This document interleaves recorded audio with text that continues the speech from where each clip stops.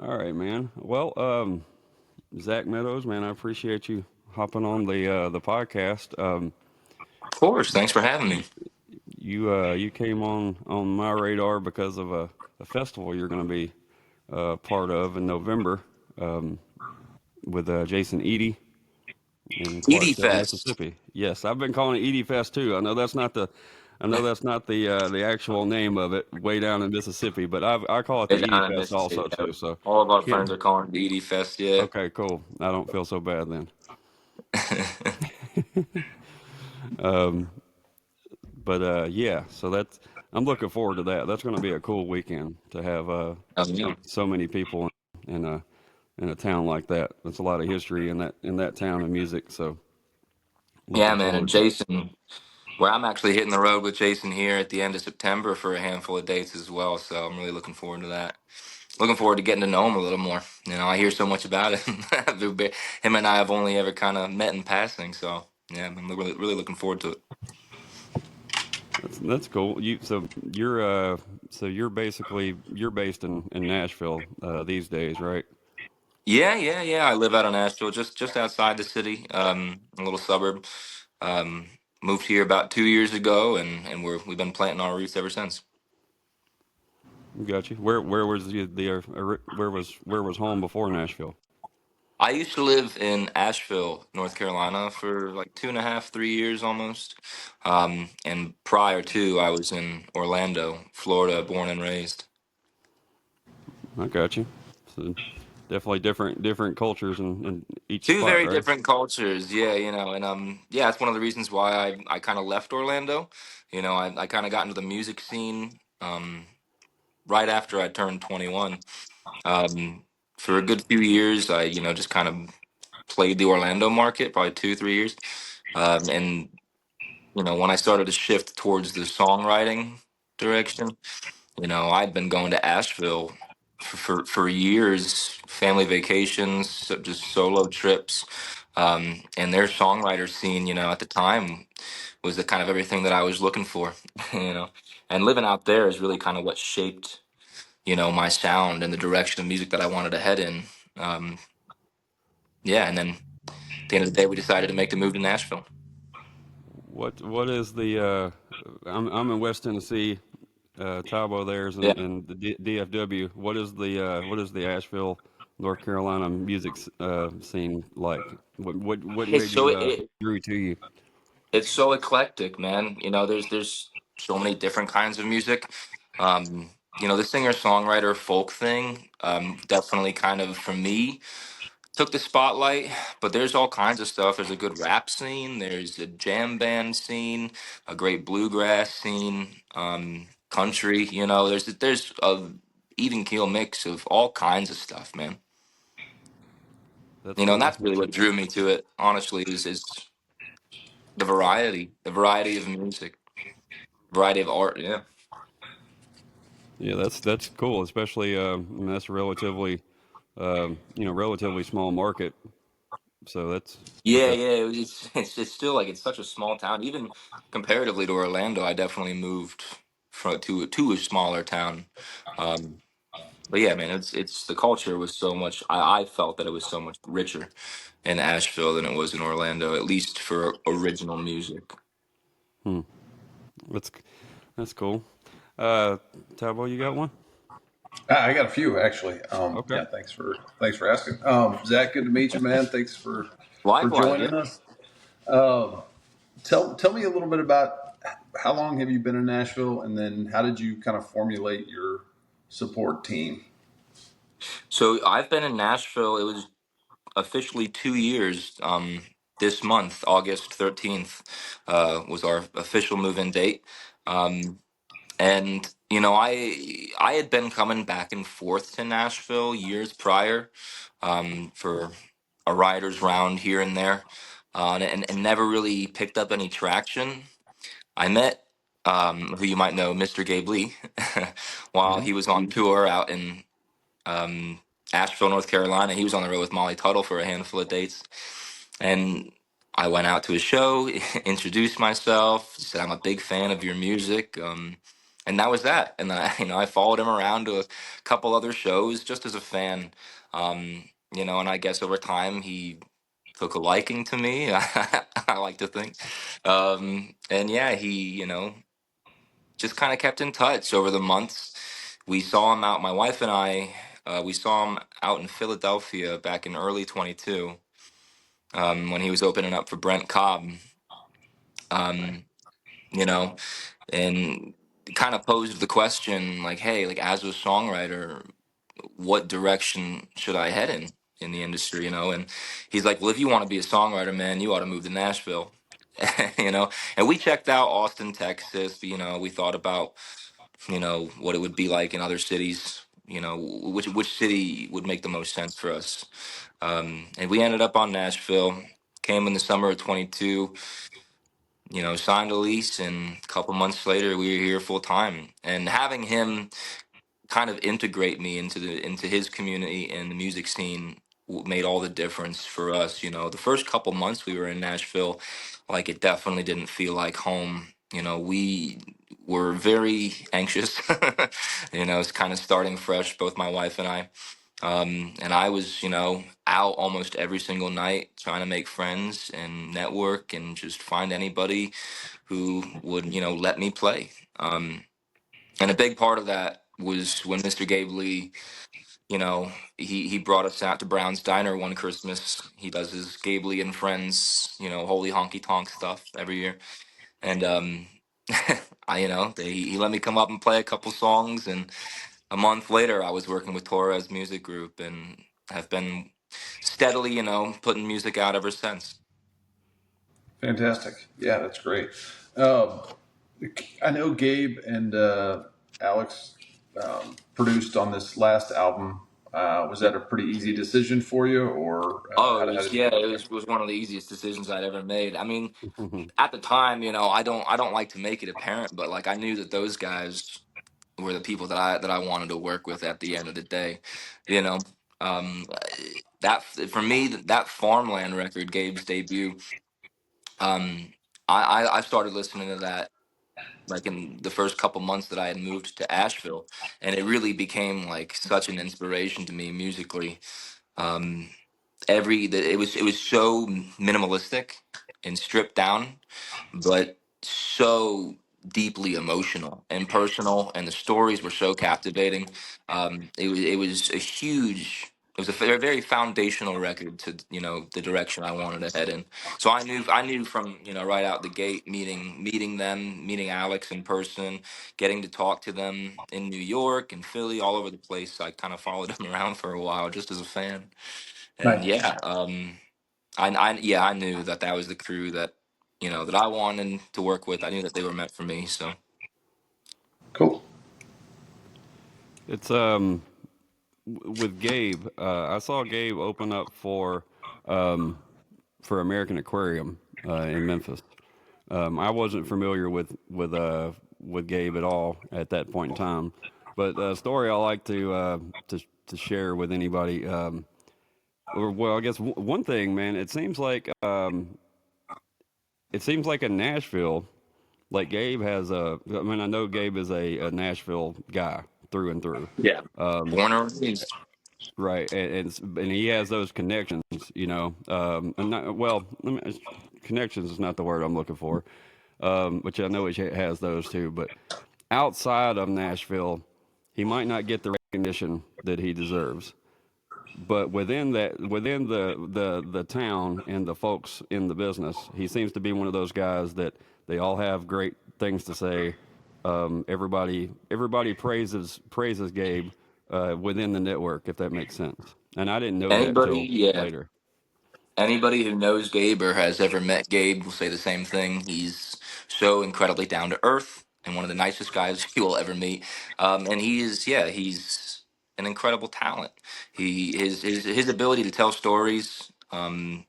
His ability to play so passionately, yeah, it's unparalleled. The first time I ever saw him, I was just captivated by his sound, by his music, everything. He's just such a good guy at heart. So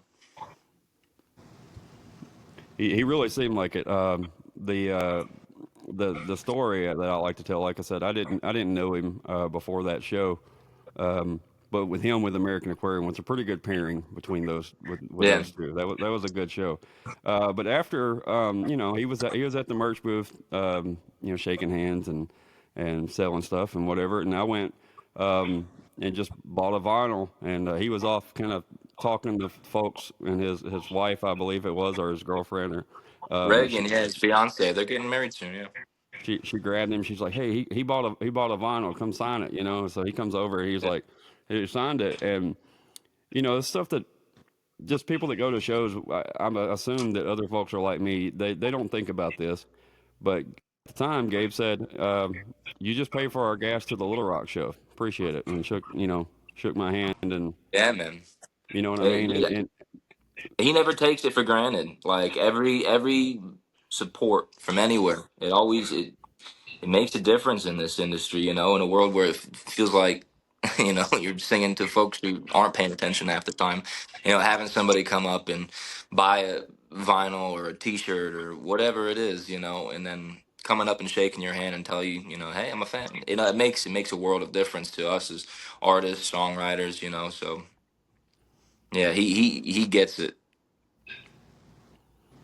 that's cool, and I'm sure that made you even more of a fan after meeting him, and I know you're Yeah, listening man. to his music, but meeting him and knowing that he's cool and everything too, just makes it even better. So Yeah, I remember like when the first time I came up and introduced myself, I was so nervous, I was shaking. But I just introduced myself as a fan of your music, and after a couple more shows, he remembered my face, remember who I was, and we had kind of gone probably like 3 or 4 months. I hadn't seen him, hadn't talked to him, and out of the blue, he just sent me a message on Instagram. He said, "Hey, bud, hope you're doing well. It's probably one of the best days of my career."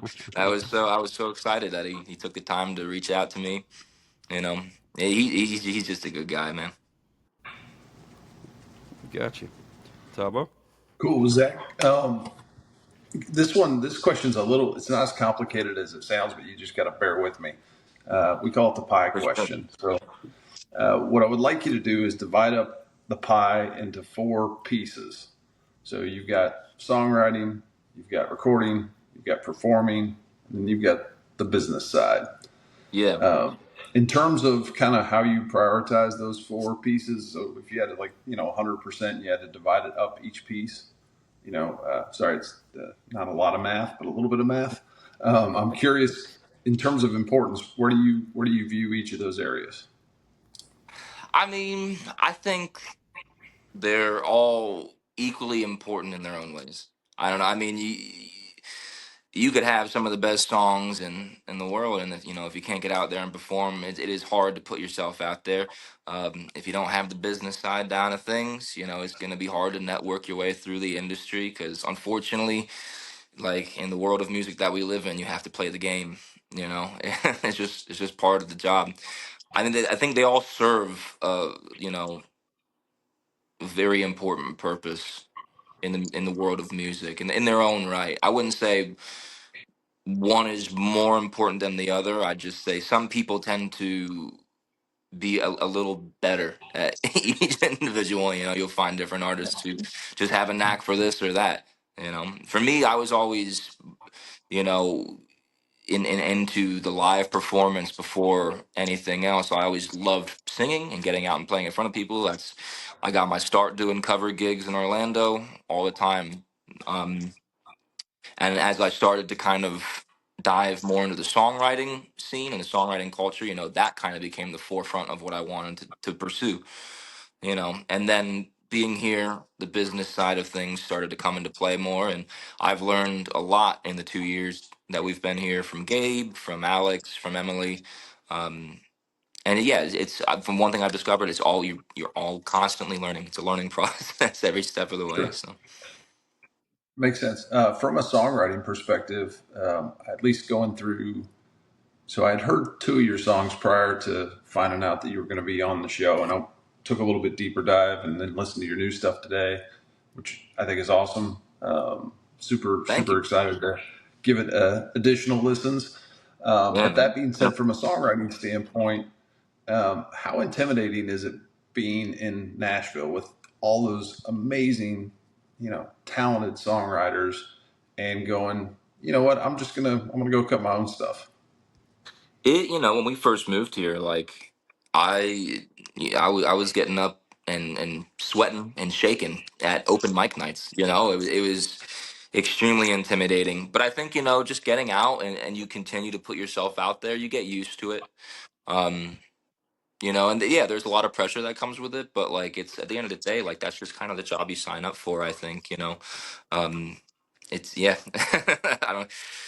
Yeah, I mean, I'm surrounded by some absolutely fantastic songwriters, but there's a mutual respect and a mutual support that comes with it that really helps bring you down to earth and make it not seem, as big as it is. Sure. From a songwriting standpoint, everybody kind of has a, I shouldn't say everybody, but a lot of people have a different kind of process of going about songwriting. Yeah. Anything specifically interesting about how you do it? Well, yeah. When we first moved here, it was not. I shouldn't say it's a shock to me or a surprise, but it is like pretty remarkable how you know popular co-writing seems to be in this town. As somebody who before I'd moved to Nashville, I had never done a single co-write in my life. And I've tried to put myself out there and give it a try, and at the end of the day, it's not really for me. My approach to songwriting has always been so personal. I try to write from my own experience, so it's kind of hard to bring those ideas into a space with other people. Um, but yeah, no, my approach to songwriting, I always, I often say I either write a lot of my songs in the car or at the gym or something. I'm hardly ever by my guitar when I'm when I'm working on music. So I don't know. I don't have that crazy of an approach to songwriting, but it is pretty much just me. Yeah. Cool. Very cool. Is it usually, as far as what comes first for you? Is it usually melodies, lyrics? What hits first, or is it all over the It's place?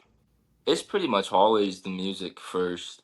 Hmm. Um, anytime, not anytime, but like 95% of the time that I've ever written anything is usually like on the guitar or the piano or whatever it is. I'll write the music first, and then often I just ad lib. I'm just spitting out ideas over, a voice memo or something, and until something catches my ear that I like, and once you get a line or two, a lyric that really stands out, then I like to kind of build the song off of that. But for me, the music always comes first. I think lyrics are equally as important as the music. Don't get me wrong, but for me, what attracts me to songs is a melody and the lyrics. So. Well, like Talbot, I mean, I dove more into your music the closer you got to being on the show, and also your new music that you just released. Um, Man, the song that grabbed me, and I just went to look to see which one had the most streams. Just Texas Two Step. Texas step, yeah, man. Man, that song, that's a great song. The Thank the you. the just the line in it. Basically, what you're saying, I've never two step before, but for you, I'm gonna try, kind of thing, right? Yeah, it's pretty funny how seriously people down in Texas, Texans, they take the two step. It's like, it's their bread and butter, man. It's funny. But yeah, like I can't dance to save my life. I've never been good at dancing and I probably never will be. So it's like, that song was written kind of in the first few months that we lived in Nashville, and it was written about an experience my wife and I had kind of earlier on in our relationship when we were looking for places to live. We checked out Austin, and we ended up at Green Hall of all places, and that kind of became the backdrop for that song story. Um, yeah, everything I say, and it's kind of spot on. Just I didn't look at this beforehand, but just I mean, this album hasn't been out that long, right? It come out, what was it, 1 week ago 1 week today. ago, Yeah, and it's you've still got fresh. almost 80,000 streams on that particular song. Are you surprised that song has gotten the attention, or or is that one that you kind of you thought would grab I some mean, ears? that song's yeah, that song has been getting like, because that was the first song we put out last year. Um, Okay, yeah, we put that out last August, and that was the first song that we'd released just as a single. So a lot of those streams have come I since got then. you. I got Um, you. but yeah, it still stands as my most streamed song on any DSP. It is funny to me because it was, for me, it was just one of those one-off songs. I was just like in a writing mood, and it just happened. There wasn't a ton of work or thought put into that song at the time, so it is funny to me that still stands to be my most streamed songs. I have a lot of songs that I like a lot more, but yeah, it's no, I love it. I think it's great. I'm happy that people like it. So The fiddle part one grabs everyone's ear. Like I've played it several times on my lives, and like as soon as it starts, that it hooks you. So I don't know who yeah, did that, man, but kudos that's on them. it's Jason Roller. He, he plays in the Opry band. He's one of the session guys we brought in to record and play on this album. And his ability to create instrumental melodies is unlike anything I've ever seen. It's so fun to watch live. We had done a couple different takes when we first started tracking two step, and there was a couple fiddle parts he played, and I think that was the third take he did. And I was like, yeah, that's the one, man. I was like, there's something about it, the way it floats around the chord structure. I was like, that's brilliant. I was like, we're keeping it. And it's ever since. Yeah, man. Yeah, he's unreal. So So when I played those song that particular song on lives, I was asking people like what does it, who does this sound like? You know, who's the names that pop in your head as soon as, and hopefully these are okay with you with you. yeah, Uh, and I'll let Talbot tell you who his was, but the ones that came to mind, and actually several people in the chat that day agreed. One was Jim Croce, kind of the way that you put your words together. yeah, Reminded me that the song itself. I don't want this to sound bad in any kind of way, but it sound like a Garth Brooks song. yeah, man. My Like my father-in-law, he's been saying that since day one. Since since we tracked the song, he's telling all of his friends back in Jersey, he sounds like Garth Brooks. And I'm like, I was like, I'll take it. No, I it's mean, just little nuggets of your voice, and of course the fiddle. You know I that's hear the Jim Croce one more and more these past few weeks is that okay since we with you? started. I love it. I'm a Okay, huge Jim Croce fan. I think Jim Croce's fantastic. I think one of the things that stands out to me about Jim Croce is he doesn't really sound like anybody else. You know, like that's him or hate true. him. I mean, he's so unique, so original. Yeah, definitely. Yeah, and on my end, slightly different, but I also think that it's a good thing that there are multiple folks that I can hear in your voice, and Yeah. I could be way off, but I heard like with your vibrato, I heard like a little Marty Stewart thing going on, which is really really cool. Nice. And then I also heard, well, the vibe kind of gives me Charlie Crockett a little bit. Yeah. Just kind of at least of that two step song, sounds like something that he Yeah. would cut. And then the more I listened, I also picked up a little bit of. There's a guy named Cam Pierce. I don't know if you know I've who heard he of is. Cam Pierce. Yeah, yeah, yeah. I think I've Yeah, heard of him through. He's played some dates with Gabe, I think. Yeah. he's got a really great and unique voice. And then I heard a song. I can't remember which one. It was early in your new album that gave me like Chris Isaac vibes. So, Yeah. for what it's Oh worth, yeah, Holler Country just put out a snippet about the Three White Crosses music video, and they used Chris Isaac and Springsteen comparisons for that song. oh, that's cool. Well, I don't feel like a complete idiot now. So, No, no, um, it's not just you. fair enough. Well, I think that's when somebody comes up to you and says, "Hey, you sound like this person," I know that can be a little bit frustrating because you're like, "No, this is my thing." I welcome Um, it. I love that people, because at the end of the day, I think they're telling you because they probably either like that artist or they like your stuff well enough to let you know that it speaks to them, or I welcome it all. So They're also yeah, listening. So Yeah, and that means they're That's listening. They paid right. We attention like that. enough to draw a comparison to something familiar to them, which yeah, I love it. Cool. yeah, Well, I know we want to respect your time. I think you said we're what, 30 minutes or somewhere around there. Was that right, Chris? Oh, you're fine. Yeah, no, it you're good. Okay. okay. Um, If we could do so around another question. 45 minutes, that'd be great, man. If Hey, I got Okay, nothing perfect. to do, so I'm chilling, fellas. okay, cool. All right, cool. Well, one of the questions I had was if you could, and I'm guessing this might have changed in the last couple of years since you've been in Nashville, but if you could have one person cut one of your songs, who would it be, and maybe why? Gabe Lee. Yeah, honestly, Caitlin, it's tough. I mean, there's because a lot of my writing, you know, at the end of the day, I write mostly for me. It's always been really hard for me to like write songs with the mindset that somebody else might cut them. So I wouldn't say that there's anybody that I had in mind off the top of my head, but I mean, I do welcome. I would welcome anybody who likes my songs well enough. If they wanted to cut them, I would always be open. To whoever, honestly. But yeah, Mr. Gabe Lee, that's my answer. Have him cut a It's a song. good answer. Good answer. Yeah. um, how long have you? I know we're kind of bouncing back and forth, but how long have you been playing music? Is something that's relatively. Um, I guess how long have you been playing music in general, and then when did you start doing the original music thing? How did you make? Well, I know that can be a weird leap to go from covers to originals. So how did that happen? yeah. It took a while. I mean, I grew up doing theater as a kid. Yeah. I was a big theater kid throughout grade school.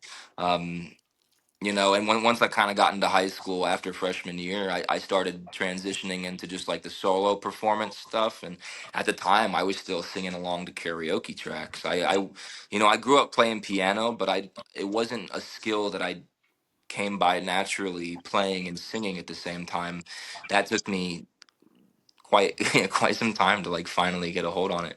Um, but yeah, I think by I think 19 years old was when I first started getting into songwriting. Um, I just started getting out and playing like or like still doing the solo performance stuff and doing an open mic here and there.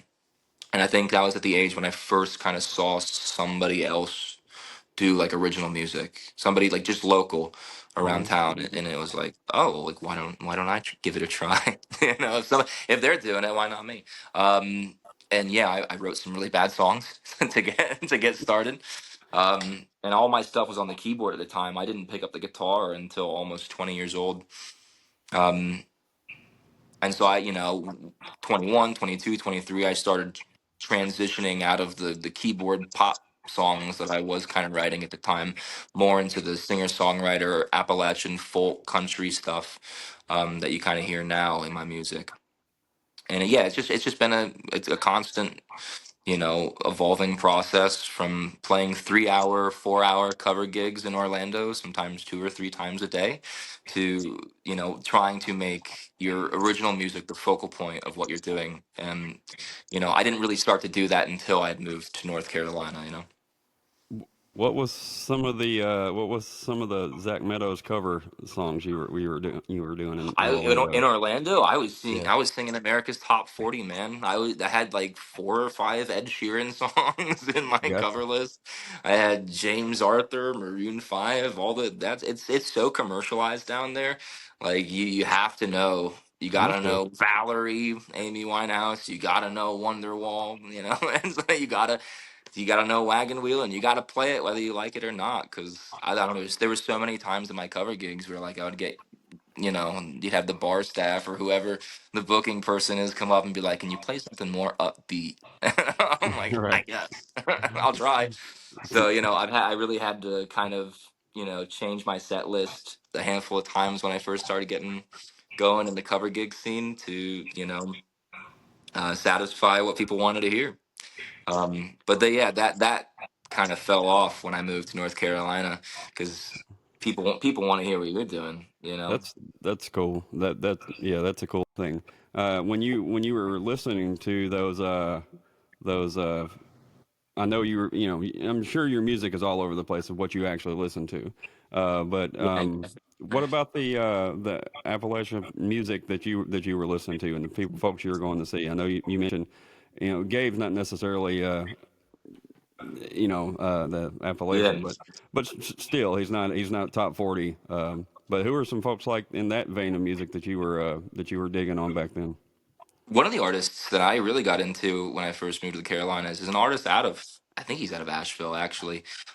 The Dead Tongues, if you're familiar. Mm-mm. Yeah, he's more into like the I don't know, like alternative singer songwriter folk genre. I mean, Right. but he kind of does, a bunch of different stuff. He ambient, atmospheric, singer songwriter, folk, all over the place. A lot of the open mic nights, because I used to run the open mic night circuit 3-4 days a week when I was in North Carolina. And there was one open mic night on Mondays at Catawba Brewing down on South Slope, and they had like a very bluegrass themed open mic. They had just like one condenser mic in the middle, Uh, and you just play, and you wouldn't even plug in. You just play and sing into it. that's cool. Um, and they would do a lot of bluegrass stuff there. And yeah, I just going out. A lot of the local artists and local musicians, I think, kind of had an impact on my sound. Or just what I was listening to. I wanted to like educate myself and immerse myself in the world of folk and country and singer songwritery stuff. Stuff like Benjamin Todd is what kind of came to mind. I Yeah. was curious if that's if like the if that was a band or artist you listened to for some It reason. wasn't one. It wasn't one that was really at like the forefront of what I was listening to. But I mean, a lot of different like folkier stuff. Like I got really into Isbell's folkier stuff. In recent years, actually, in the last year or so, I've gotten really into like Adrian Lenker, another like singer songwritery folk type musician. Yeah, no, a lot of lyrically driven artists, I'd say. I really started to kind of dive into Understood. storytelling music. Yeah. Well, I want to make sure we're able to get a song in Yeah, yeah, before we run out of time. So, um, if you wouldn't mind picking out one and let us know what it is and all that. for sure. Well, you mentioned Texas Two Step, so I think I might just go ahead and throw it off for you. Okay.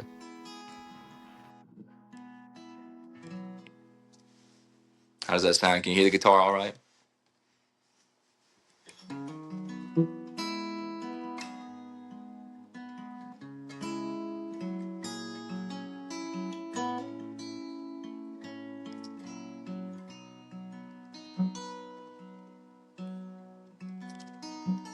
Outside of Austin, singing me a Lone Star lullaby, she comes calling, ringing like a record on its B-side. She's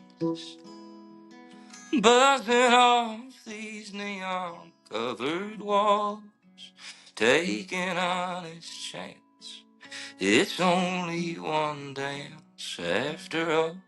I don't mind a little waltzing, a little rhythm for my blues. I'm tired of talking. Darling, I've got on my dancing shoes. In the nights, crawling up the feet, closing tight. I ain't ever learned a two-step, but it ain't too late to try.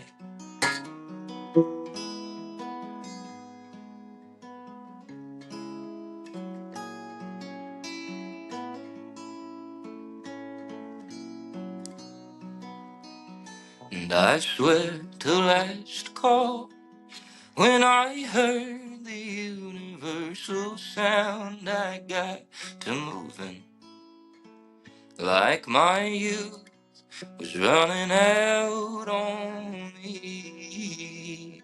The spotlight's on the hardwood, they're shining all for you.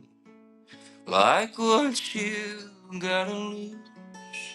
Well, I don't mind a little waltz and a little rhythm for my blues. I'm tired of talking. Darling, I got on my dancing shoes in the night, crawling up the feet of closing time. I ain't ever learned a two-step, but it ain't too late to try.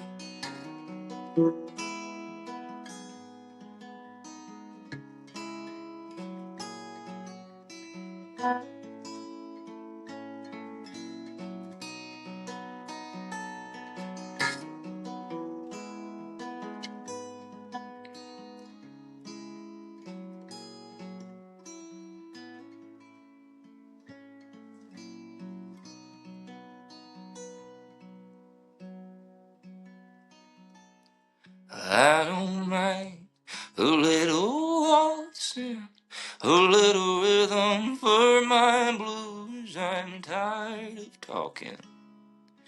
Darling, I got on my dancing shoes in the night, crawling up the feet of closing time.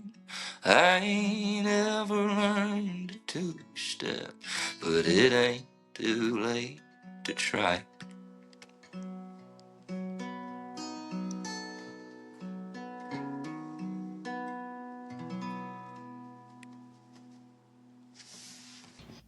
And that's just a pretty song, man.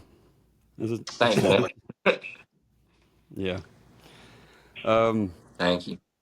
and I like the acoustic version too, man. So that's it has a little bit of a different feel the way just stripped down like that, Yeah, but man. I it's mean, still I, cool. I I love acoustic music so much. Everything, all the songs. I love playing them how they were written. It's fun getting into the studio and kind of going a little crazy with production sometimes. But the stripped versions, man, yeah, that's how everybody around me first heard the songs. And Awesome. that's what That is one thing. inspired me to cut 'em. That your album that you released a week ago is man, it really is kind of um, diverse, I guess you'd say. It's all over the It place. is all over the No, it's place. wacky. It's there's a lot of different It's stuff. interesting though. I mean, I like that. And Thanks, man. Yeah, then two step is like a different. It's its own little thing in the mix. it is. It's very. I think it's very much like a reflection of just my taste in music and more particularly country music and everything inside of that world. I listen to all kinds of stuff: the singer songwritery country, the folk country, bluegrass, um, heavy southern rock. I'm really big into bands like Black Pistol Fire. I've been listening to them for years. And just like the heavier stuff has inspired a couple songs on there. Um, yeah, no, all- everything, anything and everything. That's just cool that you have the folks that are around you and your situation. You're able to do that because you can tell that's it's you. So Yeah, that's man. My label, like I was talking to like one of my managers, Alex, when we first started. He's like, I don't really know what to do with this. And it's like I don't know how to categorize this. And it's a little all over the place, but that's I think that's what makes it me. At the end of the day, it is a reflection of my taste in music. yeah. No, that's a great thing to me. Thank So you. Yeah, good music is good music, and if somebody in the business can't place it, sometimes I think that's a better thing.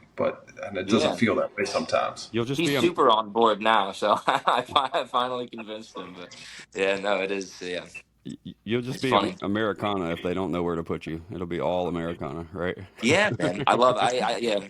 At the end of the day, it's all country music. It gets you Yeah, know understood. categorized in subgenres, but it's still true to the world of country.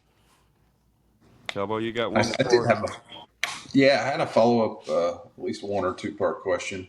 Um, you said that you were running open mic night, which I find those, and I might be in the minority, but I find those fascinating. What did you Yeah. learn about either yourself or just in general? What did you learn about being in charge of an open mic night? Well, well, I guess I only when I say running, I usually I mean the circuit. I get out and play the circuit. I did run a couple of them myself, a handful of Okay, times, and I found out fast it wasn't for me. It's a lot of it's work, wild. and a lot of people sometimes don't show up, and you're left sitting there having to play the whole thing yourself. And so, I found out quickly that being in charge of the open mics wasn't necessarily my gig, but playing the open mic nights quite frequently, I learned fast what songs people liked and what songs they didn't, and and you also kind of get that experience of putting yourself out there in front of a crowd, talking a little bit about your songs, and just getting used to it, because it's a lot different getting up there and playing covers versus getting up there and playing songs that nobody knows, songs that you might have just written yesterday, and you're like, I'm gonna go to an open mic and see what people think about that. So it's a completely different world. Makes sense. My follow up question, which is not really related, but kind of, I guess. I think I know maybe a little bit about who you go to for professional advice, just based upon what you told us earlier about your team. But who do you go? Who's in your circle of folks for kind of unbiased advice? Do you have a group of folks that you go to, like, hey, I want you to listen to this. Give me your honest opinion. Most of my friends and family, honestly, I've gotten to a point where like they get it. I've sent them so many voice memos over the years that they will tell me if they like it. They'll be like, eh. And my mom's a good person to send things to because she never sugarcoats it. um, and she listens to a variety of music as well. I try it out on a bunch of different people because all my friends and family all have a variety of tastes in music. So, Right. I've sent them stuff countless times, and sometimes I get, wow, I really like that, and versus, oh, hey, maybe try something else, something It different. happens. Yeah. So. It's more important to find that stuff out beforehand, right? Yeah, but as you do that, I think as you continue to, you know, s- try out new songs and new sounds, you kind of develop an ear at the end of the day for, what sounds good. Right. As I've gotten, deeper into the industry and deeper into songwriting, like I like to think that like I have a much sharper and more fine-tuned ear than I used to for what's considered good or what's not, at least in my own music. Yeah, for sure. Cool. Well, here come Well, the tough questions. Yeah. yeah. Well, let me make sure we get if there anything else that we haven't talked about, and we want to make sure um, we get to anything else that you want to promote at this time. Yeah, just I'd say, I got some tour dates coming up. I'll be on the road at the end of October, early November, a little bit with Braxton Keith. I'll be on the road with Jason Eady here come the end of September. Um, we actually just announced I'll be at Eddie's Attic in Atlanta on November 27th. Um, and yeah, just I'd say, find me online, see where I'm touring, get your tickets, and come see a show. Because we're gonna be on the road a lot more coming up here in the future. So yeah, I would just encourage anybody who likes the music to come out and say hi. So I'd love to meet y'all. Yeah, man. That's the Talbot's a big Braxton uh, fan too. He's great. He's so much fun. Yep. And you just had a that you had a round with him, right? Didn't you do Yes, a yeah. It writers was round? at the Bluebird Cafe here in Nashville Tuesday night, this past Tuesday. It was myself, Braxton, Gabe Lee, and a really good buddy of mine, Shlomo Franklin. He's a fantastic singer songwriter in town. The four of us put around together and had a lot of fun. Yeah, that's cool. That's Nice. cool. I'm looking forward to seeing you at the Edie Fest too. I know you've Yeah, got man. some things going on. Um, the Edie Fest is still funny. Um, like I said, I've been saying it as a smartass. But all right. So the tough question of the evening. This is a requirement now. It started out as a joke, but now we have to ask this every episode. Oh, man. Zach, what is your favorite Little Debbie cake? Um, I don't know if it's a Little Debbie cake, but cosmic brownies. Does that qualify? Yes. Yeah. It I, Yes. does. I can't curse on here. I don't know if I can, but no, I really No, you can. love. I Yep. love Little Debbie's cosmic brownies. If there's anything that I eat from Little Debbie's, it's those. All right. That's a good answer. Good answer. I don't have any Family Feud, applause music or anything, but um, I think the most popular one is the Christmas cakes. Probably is probably the most Christmas cakes are popular. good. I was big Most. into zebra cakes. Mm-hmm, Used to mm-hmm. love zebra cakes as a kid. All right, man. I don't know if you're ready for such tough, hard-hitting questions like that, but I appreciate you. Appreciate you hopping on the podcast, man. And like I said, I'm looking forward to meeting you face to face in November. That's going to be a Likewise, yeah, cool, yeah. cool thing. So And thank you guys so much for having me on. I love doing this kind of stuff. So thank you. Yeah, very appreciate cool. it. Good to meet you. Likewise.